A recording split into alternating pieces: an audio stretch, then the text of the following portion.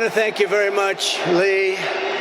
You've been there from the beginning with us, Lee, and we appreciate it. Nobody can sing that song like Lee Greenwood. Thank you very much, Lee, very much for being here. And his voice has not changed, you know? Pretty amazing. And a special thank you to Erika, because today, America is a nation in grief, a nation in shock, and a nation in mourning. Less than 2 weeks ago, our country was robbed of one of the brightest lights of our times, a giant of his generation, and above all, a devoted husband, father, son, Christian, and patriot. Charles James Kirk was heinously murdered by a radicalized, cold-blooded monster for speaking the truth that was in his heart. He was violently killed because he spoke for freedom and justice, for God, country, for reason, and for common sense. He was assassinated because he lived bravely, he led boldly, and he argued brilliantly without apology. He did what was right for our nation. And so on that terrible day, September 10th, 2025, our greatest evangelist for American liberty became immortal. He's a martyr now for American freedom. I know I speak for everyone here today when I say that none of us will ever forget Charlie Kirk, and neither now will history.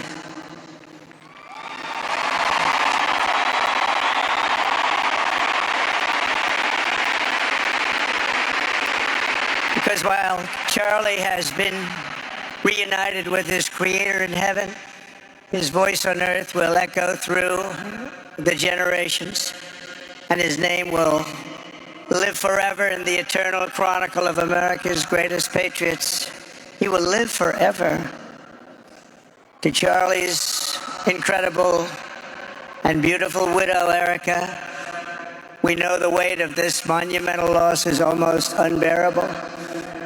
But even in the midst of heartache and pain too great to even fathom, you have somehow found the strength and deep faith to be a comfort to millions and millions of people. And thank you very much, Erika. Thank you very much.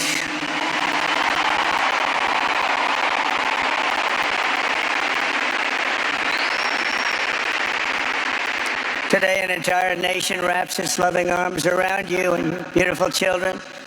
We share in your immense and overwhelming sorrow, and we vow that we will do everything we can to ensure that your children grow up in a land where their father is honored and revered as a great American hero. That's what he is.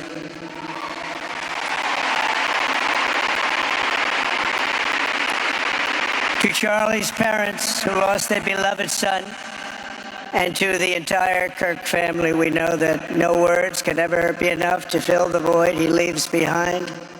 That's a void that just can't be filled. But I hope the extraordinary outpouring of emotion over these past 11 days has comforted you with the knowledge that your son brought more good and love into this world in his 31 short years than most people, even very, very successful people, can bring in a lifetime.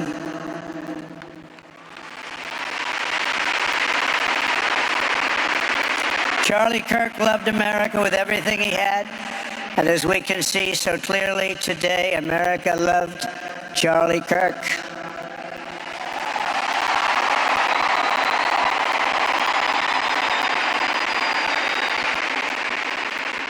And he could always draw a big crowd. Look at this today. Look at what's gone on.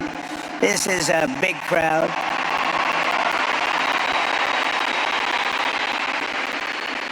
Here today we have the Vice President of the United States, J.D. Vance. We have the Speaker of the U.S. House of Representatives, Mike Johnson. We have countless members of the United States Senate, and I'm sorry I'm not going to introduce you, but I'll be up here. They're all over the place. and likewise the House of Representatives. They're all over this big stadium. This is not an arena, this is a stadium. A great cabinet, and this stadium packed with rafters of people, not to mention the one across the street that also has tens of thousands of people, and they're watching us on screen right now.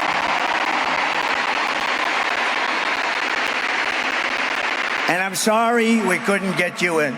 If anybody would like to give up your seat, please walk across the street.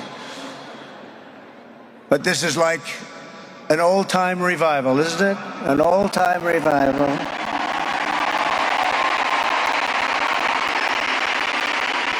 For millions of Americans, especially young people, it is agonizing and unthinkable to say goodbye to a patriot whose heart still had so much to give. It's so much. Raised in the suburbs of Chicago, Charlie was filled with a patriotic spirit from his youth, and he was an all-American in everything he did. And one of the last things he said to me is, "Please, sir, save Chicago." We're going to do that. We're going to save Chicago from horrible crime.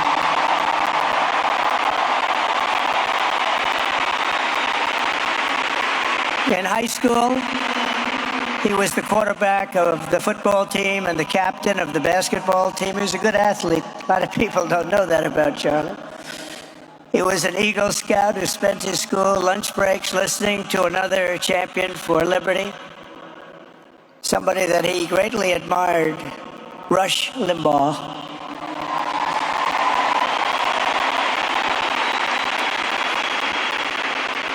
But what was even more important to Charlie than politics and service was the choice he made in the 5th grade, which he called the most important decision of his life, to become a Christian and a follower of his Savior, Jesus Christ.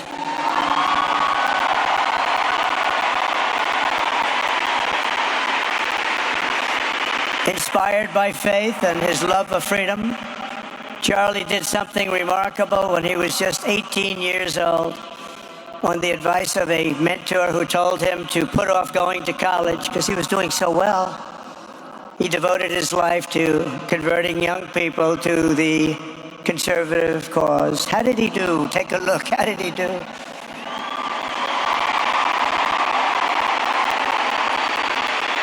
In 2012, 2 days after graduating high school, and with just $1,800 in his pocket, the young man from Illinois, who no one had ever heard of, started an organization whose grand ambitions were captured in its name, Turning Point USA. Great name.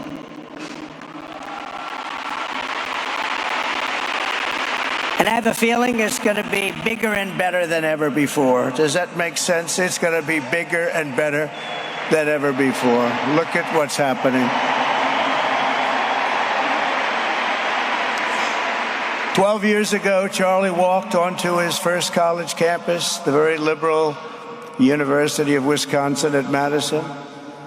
He set up a card table and put up a sign with 3 words: "Big government sucks." Could you believe that? That's Charlie. That day, Charlie talked to every student who approached him, most of whom were probably quite a bit older than he was. Finally, after many hours, he found the first ever Turning Point chapter leader. His first year out of high school, Charlie traveled 300 days raising money and taking his message to campuses all over the country. He lived out of his parents' basement, and they actually loved having him there. They loved Charlie. Everybody loved Charlie. And on the couches of friends and supporters, he lived off couches for 2 years, 3 years, then life started getting a little bit different, but he was always the same.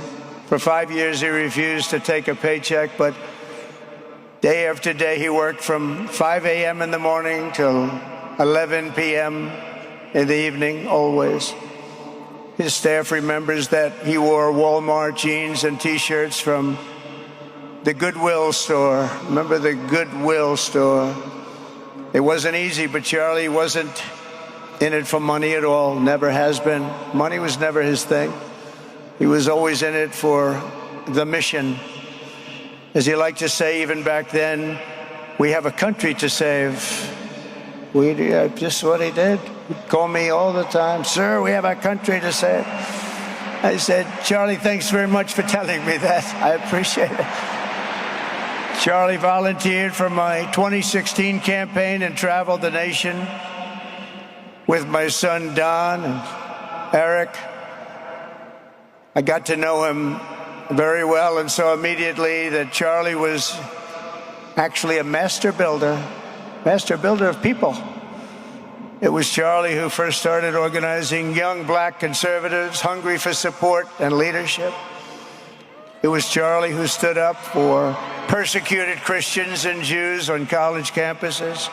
It was Charlie who helped bring online censorship, free speech, and cancel culture to the fore of our political debate. He was right up there with me. It was Charlie who helped unite MAGA, and you know what MAHA is? That's right, Make America Healthy Again. And tomorrow we're going to have one of the biggest announcements, really medically, I think, in the history of our country. We're going to be doing it with Bobby and Oz and all of the professionals. I think you're going to find it to be amazing. I think we found an answer to autism. How about that? Autism. Tomorrow we're going to be talking in the Oval Office in the White House about autism, how it happens, so we won't let it happen anymore, and how to get at least somewhat better when you have it, so that parents can help their child, their beautiful child. That's a big one. I've been bugging everybody over there, get the answer to that. You know, 20 years ago, 1 in 10,000 were born with autism. 20 years ago. The most recent survey says 1 in 12. How bad is that? That's for young boys, baby boys, but also girls a little bit better. It's about 1 in 20. But we can't, because obviously there was something really wrong, and we think we know what that is. It's going to be, I think it's going to be one of the most important news conferences I'll ever have, and I look so forward to it.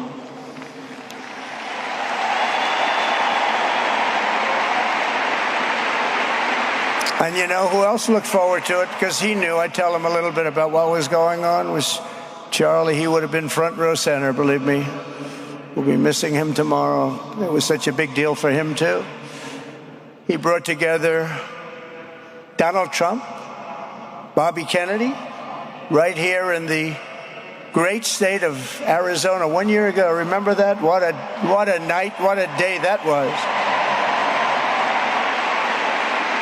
And it was Charlie who was among the first to speak to me about a man from Ohio by the name of J.D. Vance. Have you ever heard of him? He's doing a good job.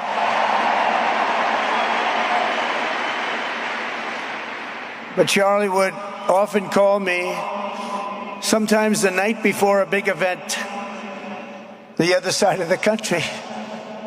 And he'd ask me, he'd say, do you think you could come and speak at the event? The following day, right? I'd say, Charlie, I'm the president of the United States. You want me to travel 4 hours by plane? And you know, sometimes I did it. He was a very good guy. He was a very convincing guy. He didn't stop, but he would ask for things like that. Sir, could you be tomorrow in California?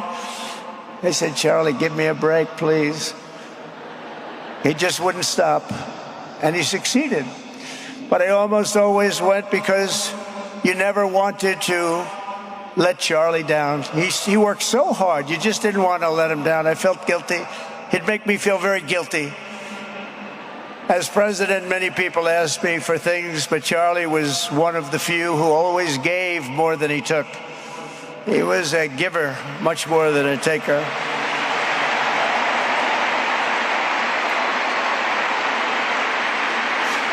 And no matter how big Charlie became, no one was too small for him to notice. He was good to everybody. Didn't matter. Several years ago, a fourth grader asked Charlie to appear on his podcast, which was probably only watched by the parents of that fourth grader. And Charlie, who was actually pretty hot at the time, to be honest, he agreed, and the boy asked for advice. Charlie replied, the left, I call it the radical left. I call it sometimes the radical left lunatics. But Charlie didn't say that. He called it the left. He was probably right, but I can't help it. I can't help it. So he said the left, radical left lunatics, may have all the money in the world, but they could never outwork me. I will wake up as early as I need to about himself. I will stay up as late as I need to, and I will never stop fighting for our country. And he did this until his dying breath. That's what he was doing. That's what he was doing. Think of it. Wow. What a horrible moment. I was in the Oval Office when I heard they came in, and it was like a surreal experience, a terrible, terrible. I had some very big people in the Oval Office, and I was in the midst of a very important conversation for our country. Big people, the biggest. And I said, you have to leave now. When they told me that, they told me in front of a group of very powerful people. I said, you have to leave now, right now, please. Right now. You have to leave, go. By his own determination and skill, Charlie Kirk built Turning Point from his humble beginnings, the beginnings that nobody believed could ever end up something like this, into a great movement and a juggernaut of American politics. And, you know, we have a massive stadium loaded up with people, but he got tremendous crowds before he had this kind of horrible news and before we had to hear what happened so terribly. He delivered more than 250 speeches a year at over 200 colleges and universities. And that was at a time when it was not really vogue to go to colleges and universities if you were a conservative. It really took great courage. And we used to talk, and I said, you know, I think they're much more conservative than we know. And he agreed, but it just wasn't something that was happening because the radical left would do very bad things, very dangerous things. But Charlie set up chapters on 2,200 campuses and spoke at more than 1,000 churches. He launched a podcast and radio show that grew to an audience of 1 million Americans a day, one of the bigger shows on radio. And Charlie didn't just bring young people into the movement. All of a sudden, it started to grow by leaps and bounds. By 2024, we won more young people than any Republican candidate in the history of our country, including, for the first time, a majority of males under 30. Can you believe it? Remember when Republican presidential candidates would get 4%? No, we did unbelievably with young people. And he was a big, big factor. Unbelievable. But he made me work for it. Sir, you have to make a speech here. You have to make a speech there. But we did it, and we won, and our country is doing unbelievably well now. We had a country that was dead 1 year ago, and now we have the hottest country anywhere in the world. And Charlie helped us make it that. One of the great people. But through it all, the core of Charlie's message and his basic method never changed. It never really changed. He stayed the same person also. At every campus event, Charlie asked the people who disagreed with him to come forward, and instead of silencing them, he handed them a microphone and let them speak. And he'd convinced so many of them. It was a pretty amazing thing to watch, actually. Shortly before Charlie arrived on campus, the day he was assassinated, a staff member texted him that there were many critics and students who were opposed to his views, and rather strenuously in the crowd. And that actually made him feel good, because he wanted to convince them. He understood. He really did. He understood what was right. And he was right about that. A lot of it was based on common sense, by the way. Charlie wrote back to the staff member saying, "I'm not here to fight them. I want to know them and love them, and I want to reach them and try and lead them into a great way of life in our country." In that private moment on his dying day, we find everything we need to know about who Charlie Kirk truly was. He was a missionary with a noble spirit and a great, great purpose. He did not hate his opponents. He wanted the best for them. That's where I disagreed with Charlie.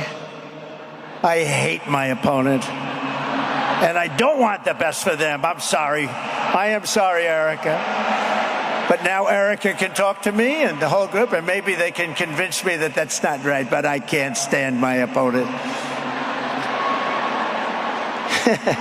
Charlie's angry. Looking down, he's angry at me now. He wasn't interested in demonizing anyone. He was interested in persuading everyone to the ideas and principles he believed were good, right, and true. Before each appearance, he prayed these words: "God, use me for your will." Always said the same thing: use me for your will.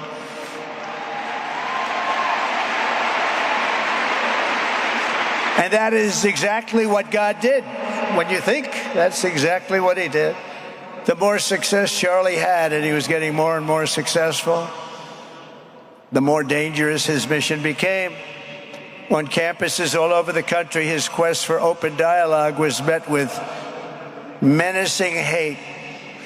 There were bomb threats, pulled fire alarms, and countless rage-filled radicals who tried to shout him down. It was nasty. I used to say, "Charlie, this is nasty stuff you're doing." At one event, police had to build barricades to protect students from an angry mob of thugs. Many of these people, by the way, are paid a lot of money to do this. They're agitators. They're paid agitators. Remember that. When you see they all have the same beautifully printed sign, every sign is identical, comes out of a top-level print shop. That's not the signs that are made in somebody's basement. Those are paid for by very bad people, and hopefully we're going to be finding out through the DOJ who those people are.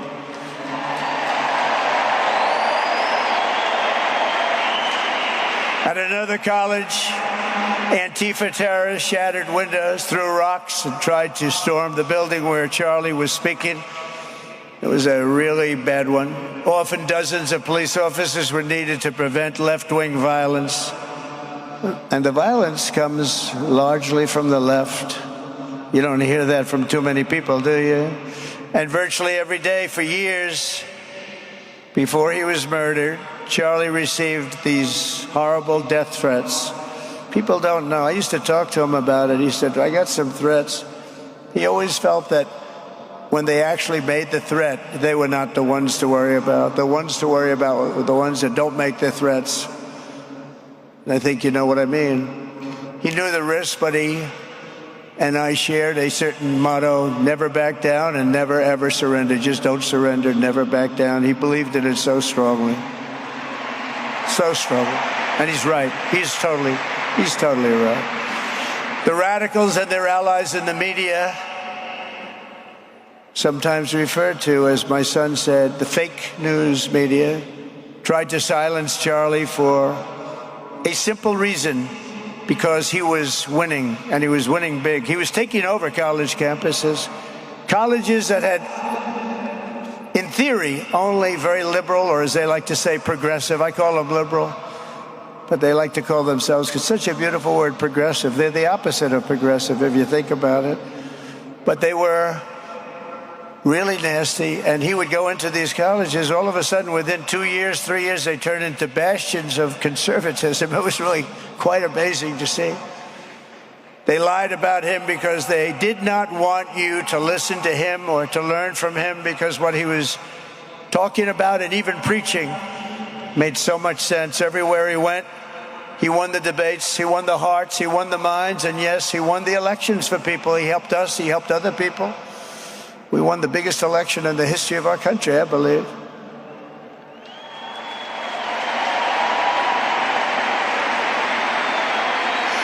Charlie Kirk was without a doubt among the most influential figures in the most important election in the history of our country. The election of, that beautiful day, November 5th, 2024. Do you remember that day? It was 9 months ago. What a day that was. I mean, we had a pretty good day in the first one. And I must tell you, on the second one, we had a phenomenal day. But a lot of bad things happened. And now that's not even questioned. They cheated like dogs, but we got them back, didn't we, huh? Got them back. But we owe Charlie a profound and eternal debt of gratitude now. Just like Charlie and Erika made Turning Point hot, we are looking at a country that has the chance to attain a level like never before. Tariffs are making us rich again, richer than anybody ever thought was possible. And the only one challenging them are people that hate our country or foreign countries that are paying a price, because they did the same thing to us for years. They took advantage of us, but we're making money. We're becoming richer and richer. And we're taking care of our people better and better when we do that. And we can take care of other countries better and better. But we're doing unbelievably well. The tariffs have really been a hold. The election was big, but the tariffs, because of the election, came in. And remember, other nations do that to us. And Charlie understood that. He saw the money. He saw what was coming into our country, and we can use that for Medicare, Medicaid, Social Security, all of these things that we fight so hard for. And that's exactly what's happening. The numbers are incredible. When the news finally came out on election night last November that the race was officially won, came out pretty early in the night. Charlie was live on camera. In that moment, he was overcome with emotion. I've never seen him like this. He was so happy.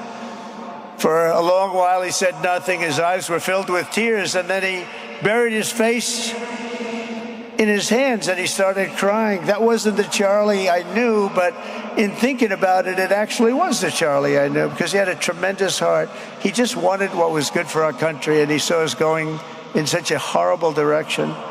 Lovingly, Eric, and this was so beautiful, Erika put a MAGA hat on to cover his bowed head. I like that very much. MAGA, we love. Does everybody love MAGA? Make America Great Again.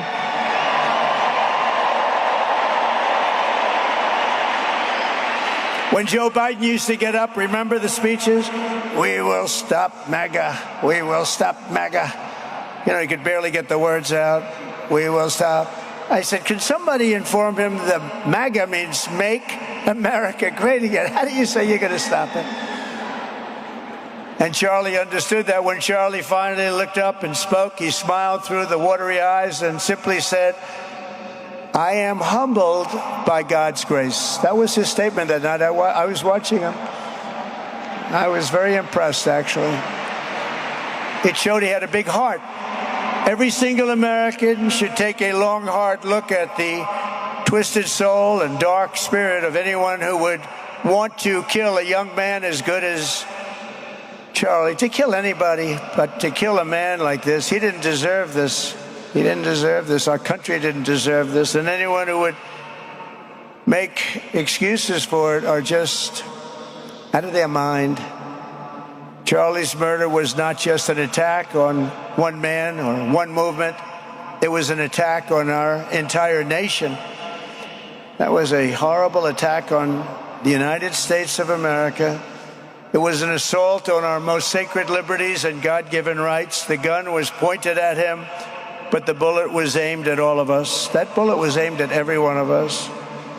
Indeed, Charlie was killed for expressing the very ideas that virtually everyone in this arena and most other places throughout our country deeply believed in.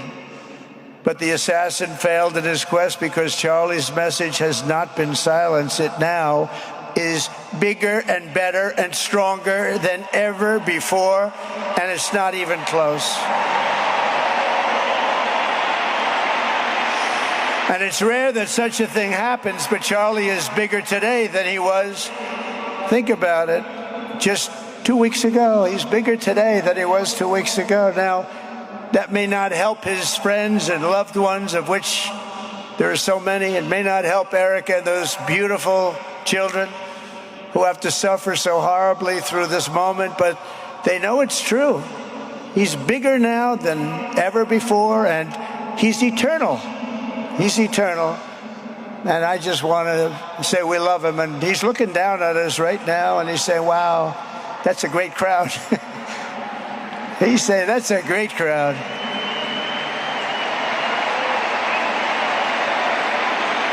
And it's a great crowd of patriots.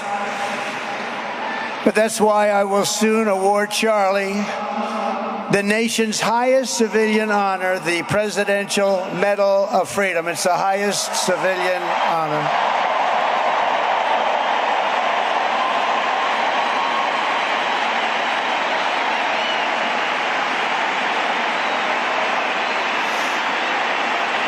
And we will do the ceremony at our beautiful White House in a very safe Washington, D.C., a place that Charlie truly revered. You know, we stopped the crime in Washington. Took 12 days. Now you can go to restaurants. You can walk down the middle of the street with your wife. You can have your wife walk alone down the middle of the street. She's going to be in good shape. What a difference. What a difference good management really makes. But it's I'm so proud of that Washington, D.C. You know, it's one of the worst in the nation, in the world. And now it's considered a very safe city. And it's also, I passed it yesterday, I went through it, and the lawns are good. It's like a different place. It's like the tents are gone, the threats are gone, the gangs aren't there.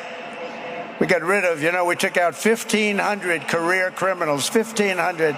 If you have 3 career criminals, that can make a big difference. But I'm so proud of Washington, D.C., and now we're going into Memphis. And we'll get that one straightened out fast. And then we're going into some others, but we're going to go to Chicago, and we're going to have Charlie very much in mind when we go into Chicago. And we'll get that one straightened out. You have an incompetent governor who, he thinks it's okay when 11 people get murdered over the weekend. He thinks you don't have any crime when 11 people get murdered and 28 people get shot. He says he's got crime. No, they don't have it under control, but we'll have it under control very quickly. So we're going to be doing that. And Charlie loved what we were doing. He was so proud of what happened. He was there to see it. He's so proud of what happened in Washington, D.C. As you know, the depraved assassin who planned and executed Charlie's killing has been arrested and charged with capital murder. God willing, he will receive the full and ultimate punishment for his horrific crime. It's a terrible thing. Because you can't let that happen. You can't let that happen. Can't let it happen to a country. The Department of Justice is also investigating networks of radical left maniacs who fund, organize, fuel, and perpetrate political violence. And we think we know who many of them are. But law enforcement can only be the beginning of our response to Charlie's murder. Over the last 11 days, we have heard stories of commentators, influencers, and others in our society who greeted his assassination with sick approval, excuses, or even jubilation. You've heard that. So have I. Couldn't believe it. Some of the very same people who spent the last 8 years trying to sit in moral judgment of anyone who disagreed with them about politics suddenly started cheering for a murder. Incredible. You know the names. They're major losers, by the way. That will be proven out in a short period of time. Some of the very people who call you a hater for using the wrong pronoun were filled with glee at the killing of a father with 2 beautiful young children. And the same commentators who this week are screaming fascism over a canceled late-night TV show where the anchor had no talent and no ratings, last week were implying that Charlie Kirk deserved what happened to him. No side in American politics has a monopoly on disturbed or misguided people. But there's one part of our political community which believes they have a monopoly on truth, goodness, and virtue, and concludes they have also a monopoly on power, thought, and speech. Well, that's not happening anymore. We've turned that corner very quickly. Tragically, atrocities of this kind, and kind that we saw in Utah, of all places, are the eventual consequence of that kind of thinking. If speech is violence, then some are bound to conclude that violence is justified to stop speech. And we're not going to let that be justified. The tradition of reason and open debate that Charlie practiced is not a pillar of our democracy. In many ways, it's the basis of our entire society. It's the right and inheritance of every free American, the greatest legacy of the Enlightenment, and among the most treasured achievements of civilization. We will defend it at all costs, and we will carry forward the torch of liberty that Charlie Kirk held so proud and so high. He was so proud, and he did hold that torch high. We will never, ever let it fail. We will never let it fail. But we're going to raise it higher than ever before. It's going to be raised, and this is the beginning. Perhaps it should be no surprise that Charlie, who spent his life speaking with the critics of these traditions, ultimately became convinced that we needed not just a political realignment, but also a spiritual reawakening. We did. And we have to bring back religion to America, because without borders, law and order, and religion, you really don't have a country anymore. We want religion brought back to America. We want to bring God back into our beautiful USA like never before. We want God back.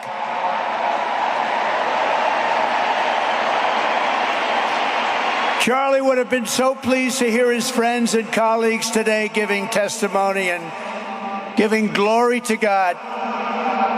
Within minutes of the gunshot in Utah, millions of Americans, young and old, heard the news and dropped to their knees and started praying. Even many who rarely prayed asked God for a miracle. Please, God, save Charlie. But although Charlie's time with us on earth has ended, those prayers for a miracle have already been answered. Look at what's happening. Look at what's happening. In the days since Charlie's death, we have seen how his legacy has touched so many millions around the world. In Calgary, Canada, thousands gathered at City Hall to sing the American national anthem and raise up posters with the name Charlie Kirk. In Seoul, South Korea, crowds gathered to wave American flags and shout, "We are for Charlie Kirk." His memory has been honored in the streets of Berlin, Warsaw, Vienna, Sydney, Madrid, London, Tel Aviv, and all over the world. So beautiful to watch.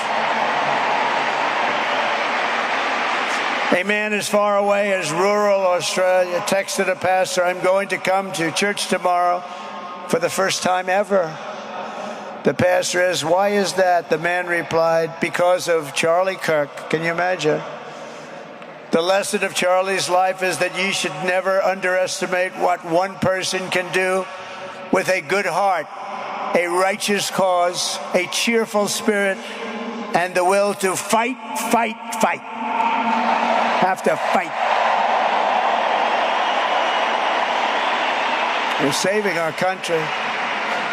And Charlie's a big factor, such a big factor. Charlie Kirk started with only an idea to change minds on college campuses, and instead he ended up with a far greater achievement, changing history.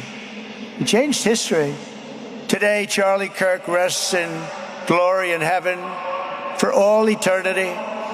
He has gone from speaking on campuses in Wisconsin to kneeling at the throne of God, where he is right now.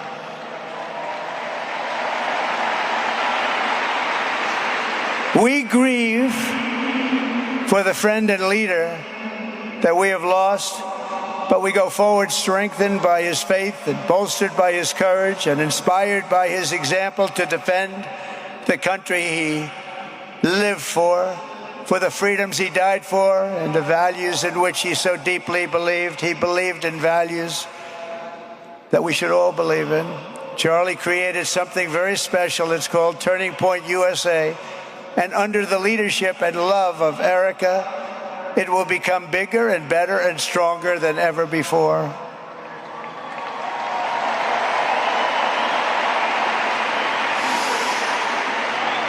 So, Charlie, we all want to thank you. We want to say a very loud God bless you, Charlie. God bless you for what you've done is incredible. And God bless Erika and the children. God bless the United States of America. And could I ask Erika, please come out. Erika, please come out. Thank you.